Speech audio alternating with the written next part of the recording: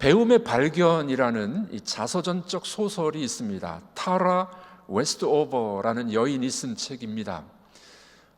이 여인은 16세 때까지 공교육을 받지 못합니다. 이유는 그 아버지 어머니가 아주 극단적인 종말론자였습니다. 몰몬교도였는데 종말이 가까우니까 학교 가서 배울 필요 없어, 종말을 준비해야 돼 이러면서 산골에서 집을 지어놓고 거기에서 이 식량을 준비하고 기름을 예비해 놓고 종말을 준비하는 그런 가정이었습니다. 그러다 보니까 아버지가 아주 엄격하게 이야기하면서 이 소녀였는데 아이를 노동을 막 시켜요. 근데 이 소녀의 마음속에는 늘 배움에 대한 갈증이 있습니다. 오빠가 공부하는 거 보고 또 도서관에서 책을 빌려와가지고 스스로 공부합니다. 나중에 16세가 돼가지고 우리나라로 말하면 이제 검정고시죠. 대학 입학 검정고시 같은 시험에 합격을 합니다. 그리고 미국의 브리검 영 대학교에 입학을 하게 되죠. 이 여학생이 이제 대학에 들어갔는데 모든 게 다 새롭잖아요. 공교육을 받지 않았으니까 홀로코스트가 뭐야 그런 것도 잘 모릅니다. 그래서 처음에는 어려움을 많이 겪게 되는데 나중에는 이 공교육에서 어떤 세상적인 교육에서 받지 못했던 이 소녀의 마음이 마치 이 산 속에 있는 옹달샘처럼 아주 청렴해요. 그래서 상상력이나 또 표현이나 글 쓰는 것이 탁월해가지고 처음에는 어려움을 겪지만 나중에 장학생이 됩니다. 영국으로 건너가서 옥스퍼드 케임브리지에서 역사학 박사를 받게 됩니다. 이 책에서 말하는 것은 배움의 발견은 얼마나 중요하냐, 교육이 얼마나 중요하냐 하는 걸 보여주게 됩니다. 독학으로 공부했던 그 집념, 세상에 물들지 않았던 청순함으로 그런 상상력과 이미지로 글을 쓰니까 교수들이 탐복을 해요. 나중에는 아주 독특한 그런 논문을 써서 박사학위까지 받게 됩니다. 마치 스폰지가 물을 쪽쪽 빨아들이듯이 그렇게 배움의 발견, 배움의 기쁨을 발견하는 그런 이 자서전적 소설이 됩니다. 미국의 에머슨이라는 사상가, 철학자, 그리고 목회자, 신학자였던 분이 있었습니다. 이분이 늘 배우기를 좋아했던 분인데 어느 날 자기 집에 있는 늙은 가정부로부터 큰 교훈을 배우게 됩니다. 시골에 살 때 이제 자기 아들이 송아지를 끌고 가는 모습을 봐요. 고집센 송아지를 억지로 끌어서 우리 안에 가두려고 하는데 이 송아지가 말을 안 듣는 거죠. 아들이 힘을 쓰니까 아빠가 나갔습니다. 나가서 함께 끌어당기는데 이 고집센 송아지 들어오질 않아요. 힘이 들었습니다. 그 모습을 보고 있었던 그 집의 늙은 가정부가 배우지도 못한 가정부였어요. 그런데 웃으면서 나와서 이야기합니다. 제가 쉽게 송아지를 우리에 넣겠습니다. 그러더니 손가락을 송아지 입에서 집어넣는 거예요. 그 송아지가 엄마 젖인 줄 알고 쪽쪽쪽 빨면서 이 늙은 가정부가 뒷걸음질을 쳐서 우리 안속으로 살짝 집어넣어버린 겁니다. 그때 이 에머슨이라는 이 목사님은 손바닥을 칩니다. 아, 이렇게 하는 거구나. 그렇게 똑똑했던 분이었지만 이 배우지 못한 늙은 가정부로부터 큰 것을 배웠어요. 어떤 문제에도 해결책이 많이 있다. 가정부도 나의 스승이 되어서 나는 배울 수가 있다. 이렇게 이야기를 하게 됩니다. 여러분, 우리가 살아가다 보면 배울 수 있는 것들이 얼마나 많습니까? 배울 때 얼마나 큰 기쁨과 즐거움이 있습니까? 공자님도 3살짜리 아이에게 배울 것이 있다라는 말이 있지 않습니까? 이 문학가에 있던 괴테는 이런 말을 했어요. 경험은 유일하게 순수한 자산이다. 경험에서 배울 수 있다는 거예요. 논어에 이런 구절이 있습니다. 배움의 기쁨을 이렇게 이야기를 하는데, 배우고 때때로 그것을 익히면 또한 기쁘지 아니한가. 배우고 때때로 그것을 익히면 기쁘지 아니한가. 그렇죠? 인터넷에서 이 말을 패러디했어요. 좀 바꿔가지고 이렇게 이야기합니다. 배우고 또한 익혀야 한다고 하니 어찌 열받지 아니한가. 배우고 또 우리가 때때로 그걸 익히면 큰 기쁨과 즐거움이 우리에게 찾아온다는 겁니다. 여러분, 사람의 나이가 50이 넘었을 때 이 찾아오는 기쁨이 세 가지가 있답니다. 이것을 군자삼락 이렇게 이야기합니다. 군자삼락. 그게 뭔지 아십니까? 첫 번째는 배우는 즐거움. 배우는 즐거움. 50이 넘었어도 늘 배울 때 그 배우는 즐거움이 있다는 거예요. 두 번째는 멀리서 벗이 찾아왔을 때, 친구가 찾아올 때 기쁨이 있다는 거예요. 익산에 삽니다마는 서울에 있는 친구들이 또는 목사님들이 찾아오는 경우가 있어요. 얼마나 기쁜지 몰라요. 멀리서 벗이 찾아오면 기쁘다. 세 번째 기쁨은 뭐냐면은 다른 사람들로부터 존경받는 게 기쁨이다. 이것을 군자삼락 그렇게 이야기를 합니다. 여러분, 우리가 나이를 먹어가면서 우리 인생에서 기쁨과 즐거움이 올 수 있는 방법이 있습니다. 배우는 거예요. 제가 종종 말씀드립니다. 언제까지 배워야 됩니까? 죽기까지? 우린 좀 말을 바꿔야죠. 하나님 나라 갈 때까지. 우리 한번 따라해 보겠습니다. 하나님 나라 갈 때까지 배우겠습니다. 아멘이십니까? 말씀하셨으니까 이제 양육학교 다 들어오세요. 양육학교 얼마나 좋습니까? 하나님 말씀을 또는 우리가 좋은 것들을 하나님 나라 갈 때까지 배워야 되지 않겠습니까? 우리나라 말에 배워서 남주냐? 부모님들이 그런 말씀 하잖아요. 그 공부 많이 하라는 말이잖아요. 배워서 남주냐? 네 거 아니냐? 근데 우리 그리스도인들은 이 말을 바꿔야 됩니다. 배워서 남주자. 배워서 다른 사람에게 은혜를 베풀기 위해서 배워서 남주자는 인생이 되어야 됩니다. 우리 지금 영적 훈련과 성장이라는 시리즈 설교를 듣고 있는데 오늘은 배움의 기쁨이에요. 배움의 즐거움. 우리가 하나님 말씀으로부터 배우는 여러분들이 되기를 바랍니다. 리차드 폴스트라는 유명한 분이 있습니다. 이분이 참 좋은 책을 많이 썼는데 이분이 우리가 배울 수 있는 것을 몇 가지를 이야기합니다. 첫 번째는 책으로부터 배워야 된다. 특별히 우리 그리스도인들은 하나님의 말씀인 성경으로부터 배워야 되는 겁니다. 진리 대신 이 진리의 말씀으로부터 우리가 배워야 됩니다. 여러분, 성경을 배우면 뭐가 좋을까요? 지식이 늘어가서 좋을까요? 이단들은요, 배우는 이 지식이 늘어가는 걸 기뻐해요. 자기가 모르는 걸 배웠다고, 여기가 진짜라고, 뭐 신천지가 진짜라고, 하나님의 교회가 진짜라고, 이 배우기만 하는 경우들이 있습니다. 이거는 아무 소용이 없어요. 여러분, 성경을 배울 때는 어떤 생각이 있어야 되냐면은 배워서 내가 변화돼야 돼요. 우리가 성경을 배우고 설교를 듣는 것은 내가 변화되기 위함입니다. 어떻게 변화되는 거예요? 예수를 닮아가는, 예수님처럼. 여기 계신 여러분들은 성경을 배우셔서 말씀을 들으시면서 예수님처럼 변하시기를 주의 이름으로 축복합니다. 이 배우는 즐거움이에요. 배우는 즐거움. 진정한 성경 공부는 나의 변화에 있습니다. 어떤 분들은 그런 분들이 있어요. 설교 듣고 말씀 듣고 예배 드리고 성경 공부했는데 나가서 싸워. 이건 뭡니까? 이건 뭐예요? 아니, 하나님 말씀을 배웠는데 싸워. 잘못 배운 거죠. 잘못 배웠어요. 성경을 공부했는데 너무 이기적이야. 아직도. 명절이 되면 늘 가정에서 문제가 있습니다. 어떤 문제입니까? 누가 벌초 비용을 내나? 누가 음식 장만을 더 하나? 누가 돈을 더 많이 쓰나? 예수 믿는 사람들도 돈 때문에 너무 이기적으로, 그럼 말씀 들어도 다 헛거예요. 말씀을 들었는데 변화되지 않는다. 이건 헛겁니다. 그러나 하나님 말씀을 배우면 우리가 변화되어야 될 줄을 믿습니다. 변화될 줄 믿습니다. 또 좋은 책으로부터 배울 수가 있어요. 어떤 분들은 그런 이야기합니다. 성경이면 다지 뭐 다른 책을 배우나. 맞습니다. 그러나 우리가 성경을 더 잘 이해하기 위해서는 좋은 책들이 너무 많아요. 인문학적인 책들, 우리에게 주는 좋은 책들이 있습니다. 그런 책들을 읽다 보면은 이런 말이 있습니다. 좋은 책을 읽으면 거인의 어깨 위에 올라선다. 그 거인들이, 훌륭한 사람들이 좋은 책을 썼잖아요.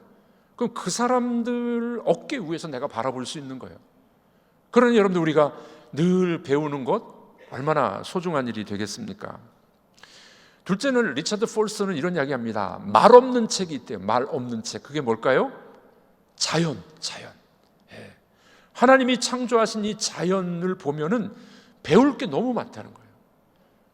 여러분들 산에 가면은 들에 가면은 꽃과 동물들과 곤충들 기어다니는 것들 보면 얼마나 신기합니까? 그 자연에서 배우는 것이 얼마나 큰지 모릅니다. 성 프란시스라는 분 들어보셨죠? 평화의 기도 이런 분이 시를 쓴 분이잖아요. 성 프란시스코. 그분은 이런 이야기합니다. 늑대를 길들여 가지고 늑대를 친구로 삼았어요.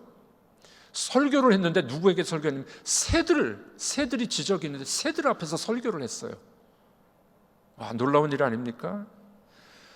자연을 사랑하면 자연으로부터 많은 걸 배울 수 있습니다. 그러므로 우리는 성경책으로부터, 좋은 책으로부터, 자연으로부터 배움이 있는 여러분들이 되길 주님의 이름으로 축복합니다. 자, 그런데 이런 배움의 즐거움이 여기에만 있는 게 아니에요. 오늘 본문의 말씀 디모데후서 1장을 보니까 배움의 기쁨과 즐거움이 있는 좋은 분이 있다는 거예요. 누굴까요? 어머니로부터 배운. 디모데는 어렸을 때부터 어머니로부터 배우게 됩니다. 어머니의 힘이 얼마나 놀라운 겁니까? 엄마는 요리도 잘해야 되고 청소도 잘하고 위로자가 되고 교정자가 되고, 엄마는 마치 손이 6개나 달린 원더우먼과 같다. 누가 그런 말을 했습니다. 엄마의 역할은 가정에서 자녀들에게 가르치고 배울 수 있는 아주 중요한 역할이 있지 않겠습니까? 아이들이 학교 갔다 돌아오면 누구 찾습니까? 엄마 어디 갔냐고. 요즘 엄마들이 일을 많이 해가지고 좀 이 상황이 많이 바뀌었죠. 남편들도 퇴근하고 돌아오면 누구 찾습니까? 네 엄마 어디 갔냐고. 제가 부목사 때 막내 아들을 낳게 됐는데 제 아내가 이제 2주 동안 3주 동안 이제 친정 대전 집에 갔습니다. 가면서 이제 그동안 밥 잘 먹으라고 전기밥솥에 큰 밥솥에 밥을 한 통 해놓고 갔어요. 근데 이제 부목사 때 얼마나 바빴는지 새벽 예배부터 밤 11시까지 사역을 했습니다. 설교하고 전도하고 신방하고 일들이 많았습니다. 집에서 밥 먹을 일이 별로 없었어요. 얻어먹기도 하고 사 먹기도 하고. 2주 후에 아내가 이제 집에 돌아왔는데 깜짝 놀랐습니다. 전기밥솥 안에 밥이 곰팡이가 나버린 거예요. 가정에서 아내의 역할이 얼마나 중요합니까? 또 부모의 역할, 엄마의 역할이 얼마나 중요합니까? 오늘 본문에 보니까 엄마가 자녀에게 가르치는 놀라운 모습이 여기 등장하고 있습니다. 아이들의 삶에 아주 중요한 것들을 보여주고 있습니다. 디모데가 배우는데 엄마로부터 배웠어요. 영육간의 영적인 훈련, 어머니의 좋은 밭에서 배양된 아주 좋은 작품이 디모데로 나오게 된 겁니다. 우리 그리스도인들도 이 말씀을 들으면서 어떤 것을 배워야 될까요? 자연으로부터, 책으로부터도 배울 수 있지만 우리가 어머니로부터 또는 부모로부터 영적인 중요한 교훈을 뭐를 배울 수가 있겠습니까? 먼저는 우리 그리스도인들은 동정심을 배워야 됩니다. 동정심을 배워야 돼요. 바울은 오늘 본문을 이야기하면서 디모데의 눈물을 이야기합니다. 몇 절인가요? 4절 읽어보도록 하겠습니다. 내 눈물을 생각하여 너 보기를 원함은 내 기쁨이 가득하게 하려 함이니. 디모데의 눈물을 생각하여 보니, 디모데는 울 줄 아는 사람이었습니다. 동정심이 있었어요. 긍휼의 마음이 있었습니다.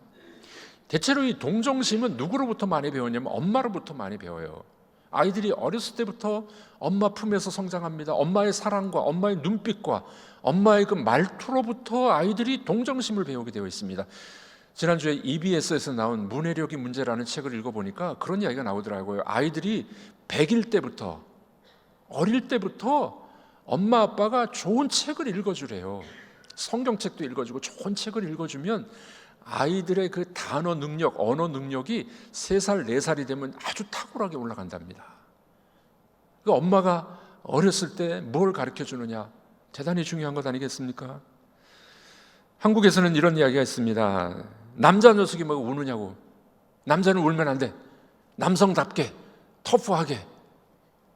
여러분, 휴게소에 가면은 화장실, 남자 화장실에 써 있는 글귀가 있습니다. 여자분들은 모르겠죠? 남자가 흘리지 말아야 될 것은 눈물과 땡땡이다. 여러분, 남자가 눈물을 흘리지 말아야 됩니까? 남성다운 게 꼭 그것일까요? 성경에서 남성다운 남자가 등장합니다. 누구냐면 구약에서는 다윗이에요. 다윗은 전사였습니다. 용사였습니다. 왕이었습니다. 아주 막강한 힘을 갖고 있는 왕이었는데 다윗은 늘 울 줄 알았어요. 동정심이 있었어요. 그의 친구 요나단을 보면서 늘 울었습니다. 요나단의 죽음 앞에 그는 통곡을 했습니다. 하나님 앞에 자신의 죄를 내놓고 애통하는 마음으로 울었습니다. 남자다운 남자 다윗이었지만 그는 울 줄 알았어요. 동정심이 있었어요. 긍휼의 마음이 있었어요. 신약에서는 우리 예수님이 대표적이지 않겠습니까? 남자다운 남자 예수님이었는데 예수 그리스도도 어떻게 해요? 늘 울 줄 알았어요. 친구 나사로의 무덤 앞에 가서 예수님 우셨습니다. 멸망하고 회개하지 않는 예루살렘을 보시면서 예수님은 우셨습니다. 문둥병자를 불쌍히 여겨주시고 여인들과 어린아이들을 긍휼히 여겨주신 예수님, 예수님의 마음속에 늘 동정심, 긍휼의 마음이 있었습니다. 여러분, 우리가 어머니로부터 뿐만 아니라 우리들이 배워야 될 그리스도인의 중요한 성품 중에 하나는 긍휼의 마음이에요. 서로를 불쌍히 여겨주는 마음. 남편들은 아내를 좀 불쌍히 여겨주셨으면 좋겠습니다. 애 낳고 살림하고 얼마나 힘들어요. 왜 그것밖에 못하냐고 그러지 마시고 아멘이 나오시네. 왜 그것밖에 못하냐고, 밥은 뭐 이렇게 그런 얘기 하지 마시고 어떻게 해요? 긍휼히 여겨줘야 돼요. 남편들 왜 돈을 그것밖에 못 벌어오냐고 그러지 마시고 불쌍히 여겨줘야 돼요. 여러분들, 우리가 그리스도인들이 배워야 될 중요한 덕목, 긍휼의 마음입니다. 오늘 디모데는 긍휼의 마음이 있었습니다. 이것은 곧 큰 자산이 됐던 것이었습니다. 부모의 따뜻한 포옹과 아버지의 자상한 미소가 자녀들을 긍휼의 사람으로 만들어줄 수가 있다는 겁니다. 우리들도 이것을 배우셨으면 좋겠습니다. 하나님 나라 갈 때까지 정말 긍휼하는 마음, 동정심이 있는 여러분들 되길 바랍니다. 자, 연습해 보겠습니다. 서로 바라보시면서 제가 불쌍히 여겨드리겠습니다.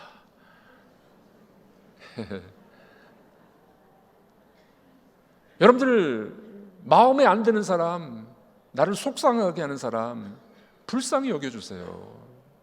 그러다 보면은 원수라도 사랑할 수 있는 마음이 생기게 되는 겁니다. 자, 두 번째로 디모데가 엄마로부터 배운 게 뭘까요? 거짓 없는 믿음이었습니다. 진실된 믿음이었었어요. 5절 말씀 읽어보겠습니다. 이는 내 속에 거짓이 없는 믿음이 있음을 생각함이라.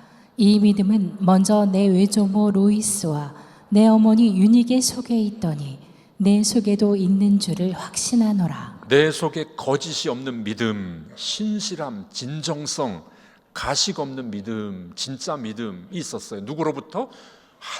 외할머니로부터 어머니에게, 그리고 디모데에게.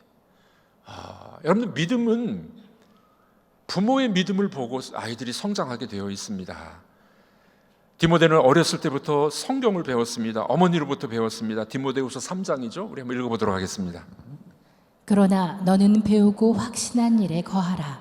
너는 내가 누구에게서 배운 것을 알며 또 어려서부터 성경을 알았나니 성경은 능히 너로 하여금 그리스도 예수 안에 있는 믿음으로 말미암아 구원에 이르는 지혜가 있게 하느니라. 어려서부터 성경을 배웠나니 어머니로부터 진실된 믿음을 배우게 됐던 것을 보게 됩니다. 여러분들, 그 진실된 믿음은 빨리 성장하지 않아요. 우리 믿음도 우리 아이들이 성장하듯이 이렇게 천천히 성장합니다. 요즘은 초스피드 시대가 돼가지고 빨리 만들어내고 우리나라가 참 빨리 자랍니다. 그런데 믿음은 그렇게 빨리 자라나질 않아요. 어렸을 때부터, 초신자 때부터 천천히 성장하게 되어 있습니다. 리차드 폴스터는 제자도라는 책에서 이런 이야기합니다. 초스피드, 초고속 성장은 우리 시대의 저주이다. 인스턴트에 만족하는 것은 가장 큰 영적 문제이다. 오늘날 절실히 필요한 것은 똑똑한 사람의 숫자도 아니고 달란트가 많은 사람도 아니고 오늘날 우리에게 필요한 사람은 깊이가 있는 사람이다. 진실된 믿음의 사람은 깊이가 있는 사람이에요. 디모데는 어려서부터 말씀을 배웠습니다. 그가 성장해 가면서 그는 진실된 믿음을 가진 사람이었던 걸 보게 됩니다. 여러분들은 정말 믿음이 진실됩니까? 한 분을 소개할까 합니다. 장기려 박사라는 분이 있어요. 부산에 가면 고신대학에 고신의료원이 있습니다. 이분은 한국의 슈바이처라는 별명을 갖고 있습니다. 성탄절날 새벽에 하나님의 부르심을 받고 천국에 갔습니다. 이 장기려 박사가 일제시대 때 경성제국대학의 의과대학에 들어가게 됩니다. 그 29세 때 박사학위를 받게 되는 아주 수재였습니다. 의대 입학시험을 보면서 하나님 앞에 이렇게 서원 기도를 했어요. 하나님, 이 학교에 저를 합격시켜 주시면은 제가 평생 가난한 사람들을 위해서 의료 활동을 하겠습니다. 졸업하고 당시 수술 실력이 뛰어났던 백인재 박사, 서울의 백병원이라고 예전에 있었죠. 이 백인재 박사 밑에서 수련을 받게 됩니다. 소원한 대로 무료 진료소를 개원합니다. 그것이 바로 복음병원, 고신의료원의 전신이 됩니다. 전 생애를 의료 구호 사업에 다 바쳤어요. 재산을 다 바쳤습니다. 돌아가실 때 보니까 집 한 채도 없었어요. 집 한 채도 없이. 이분은 온 그 믿음이 정말 진실된 믿음으로 그렇게 살다가 돌아가셨습니다. 최근에 우리나라 국가인권위원장 청문회가 있었습니다. 그 청문회 유튜브를 방송을 보니까 이런 일이 있었어요. 국가인권위원장으로 안창호라는 분이 이번에 임명을 받았습니다. 장로님인 것 같아요. 믿음이 참 좋은 분이셨습니다. 그런데 이 국회의원들이 이제 질문을 하잖아요. 청문회 질문을 하는데 국회의원이 자기가 기독교인이래요. 그 이름이 하나님의 사람으로 이름된 국회의원이 있습니다. 한번 찾아보십시오. 있습니다. 이름이 하나님의 사람이 하람 있어. 이 친구하고 또 하나 김아무개라는 이 국회의원이 자기도 기독교인이래. 그 미국에 가서 신학 교육도 받은 사람이에요. 전도사 생활도 했던 사람인데 국회의원이 됐더라고요. 근데 이 두 사람이 질문이 뭐냐면은 이 안창호 이 사람에게 물어보기를 당신은 창조론을 믿느냐고. 자기들은 진화론을 믿는데 목사 아들 하나님의 사람이란 이름을 갖고 있는 친구가 이분이 그렇게 대답을 합니다. 나는 하나님이 세상을 창조하신 것을 믿습니다. 와, 청문회에서 이렇게 말하는 사람이 별로 없었어요. 그 믿음이 정말 진실된 믿음이 아닐까요? 여러분, 우리의 믿음이 누구 앞에서라도 정말 진실된 믿음의 사람이 되기를 주님의 이름으로 축복합니다. 배우시는 거예요. 빨리 되진 않지만 디모데처럼 말씀을 배우시고 어머니로부터 부모로부터 배우고 우리가 믿음에 진실된 사람들이 되시길 주의 이름으로 축복합니다. 여러분들의 믿음은 정말 진실된 믿음이십니까? 세 번째로 오늘 본문에 보니까 디모데는 그리스도인으로서 자존감이 있었어요. 자존감이. 자, 6절과 7절 읽어보도록 하겠습니다. 그러므로 내가 나의 안수함으로 내 속에 있는 하나님의 은사를 다시 부릴 듯하게 하기 위하여 너로 생각하게 하노니 하나님이 우리에게 주신 것은 두려워하는 마음이 아니요 오직 능력과 사랑과 절제하는 마음이니. 네, 안수를 받으면서 목사로 안수 받으면서 하나님께서 주신 은사와 두렵지 않는 마음과 능력과 사랑과 절제를 배웠대요. 한마디로 말하면 그리스도인으로서 자존감을 배운 거예요. 여러분들, 자만심은 문제입니다. 자만심은 교만이에요.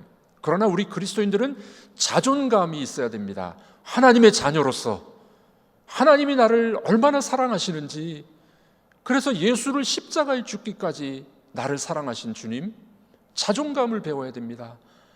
그래서 우리가 얼마짜리라고요? 여러분들이 얼마짜리라고요? 예수님짜리야. 예수님짜리. 예수님의 생명과 바꾼 얼마나 귀한 존재입니까? 여러분들, 자만심은 버려야 되지만 자존감은 세워야 됩니다. 그래서 여러분들, 죄에 대해서는 노 할 줄 알아야 되고요. 다 예스 해도 죄라면 노 할 줄 아는 사람, 이런 자존감이 우리에게 필요하지 않겠습니까? 자만심은 무익한 거지만 자존감은 유익한 겁니다. 서울 서초동의 가정법원에서 있었던 실화입니다.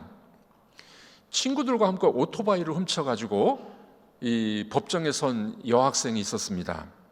그런데 이 재판장으로 중년의 여성 이 판사가 들어오게 됩니다. 다들 기대하기를 이 아이는 이제 이 범죄가 여러 건이 있었어요. 그래서 중죄가 중벌이 떨어질 줄 알았습니다. 그런데 이 판사가 이렇게 이야기하는 겁니다. 그 자리에서 일어나라고. 나를 따라해. 나를 따라해. 나는 이 세상에서 가장 멋진 사람이야. 이 아이가 이제 쫄아가지고 두려워가지고 뭐 쭝얼쭝얼했어요. 다시 판사가 이야기합니다. 나는 이 세상에 두려울 것이 없다. 이 세상은 나 혼자가 아니다. 나는 무엇이든지 할 수 있다. 이 아이가 큰 소리로 따라하다가 나는 이 세상에 혼자가 아니다. 이 말에 그냥 울음이 터져버렸어요. 뒤에 방청석에는 홀 어머니가 앉아 있었는데 이 중풍으로 몸이 불편한 어머니가 앉아 있었습니다. 판사는 무거운 이 형벌이 아니라 외치는 거로, 소리치는 것으로 이 아이의 이 범죄를 불처분 결정을 내려줍니다. 왜냐하면 작년까지 이 아이가 학교에 공부를 잘했어요. 어느 날 돌아오다가 남학생들한테 잡혀가지고 폭행을 당하게 됩니다. 병원에서 치료받습니다. 이 때문에 엄마가 충격을 받아가지고 뇌출혈이 일어났어요. 그때부터 학교에서 맴돌기 시작합니다. 비행 청소년과 함께 생활을 하면서 그만 범죄에 빠지게 된 것이었습니다. 판사는 재판정에서 이런 이야기합니다. 누가 가해자입니까? 이 아이의 아픔을 누가 보듬어 줄 수 있을까요? 잘못이 있다면 이 사회와 우리입니다. 이 소녀가 다시 살아갈 수 있는 유일한 길은 잃어버린 자존심을 세워주는 겁니다. 이 세상에서 가장 중요한 건 바로 너야. 이 소리를 외치게 했던 겁니다. 여러분들, 이 비행 청소년이 살아날 수 있었던 것은 자존감을 회복한 거예요. 우리 그리스도인들이 이 땅의 힘든 세상에 다시 일어나서 용기를 얻을 수 있는 것은 그리스도인으로서 자존감을 회복하는 겁니다. 하나님이 나를 얼마나 사랑하셨는지, 하나님이 나를 얼마나 기쁘게 여기시는지, 나는 하나님의 자녀야 라는 자존감 세워질 때 다시 한번 우리는 용기를 가지고 살아갈 수 있게 될 줄로 믿습니다. 자만심은 문제지만 자존감은 높아야 됩니다. 따라해 보겠습니다. 나는 정말 귀한 존재이다. 아멘이십니까? 하나님이 여러분들을 목숨을 내놓고 사랑하셨으니 얼마나 귀한 존재예요. 디모데와 우리가 또 배워야 될 점은 이겁니다. 그리스도인들은 자존심이 있어요. 자존감이 있어요. 자존감이. 마지막 네 번째로 디모데가 배운 건 무엇일까요? 우리가 배워야 될 것은 무엇일까요? 사랑도 배워야 됩니다. 이 사랑은 무조건적인 사랑 아니겠습니까? 하나님의 무조건적인 사랑을 배우기 전에 자녀들이 우리가 배우는 것은요, 어머니로부터 배워요. 어머니의 대가 없는 사랑, 무조건적인 사랑. 그 사랑을 배우게 될 때 우리의 삶은 얼마나 행복한 삶이 될 수 있겠습니까? 여러분, 여자는 약하지만 엄마는 강하다는 말이 있습니다. 우리 엄마들, 부모님들, 자녀들에게 동정심과 눈물과 거짓 없는 믿음, 진실한 믿음, 사랑을 쏟아붓는 여러분들이 되기를 바랍니다. 우리들도 그런 것을 배웠으면 참 좋겠습니다. 여러분, 말씀으로부터, 좋은 책으로부터, 자연으로부터 우리가 동정심과 우리의 믿음과 또 우리 사랑과 이런 배움의 즐거움이 여러분들에게 있기를 주의 이름으로 축복합니다. 배우는 것은 언제까지 배워야 된다고요? 하늘나라 갈 때까지. 은퇴하신 분들이 은퇴하면 좋대요. 등산 가니까 좋고 놀러 다니니까 좋고. 등산은 6개월밖에 안 간답니다. 친구 만나는 것도 몇 개월 못 가요. 우리의 즐거움은 하나님 말씀을 배우시고 믿음을 배우시고 좋은 책을 통해서 행복한 여러분들의 삶이 되시길 주님의 이름으로 축복합니다. 그래서 우리가 이사 갈 때, 하나님 나라로 이사 갈 때 정말 성숙한 믿음의 사람으로 하나님 나라에 들어가는 여러분들이 되길 주의 이름으로 축복합니다. 배움의 기쁨은 영원할 것입니다.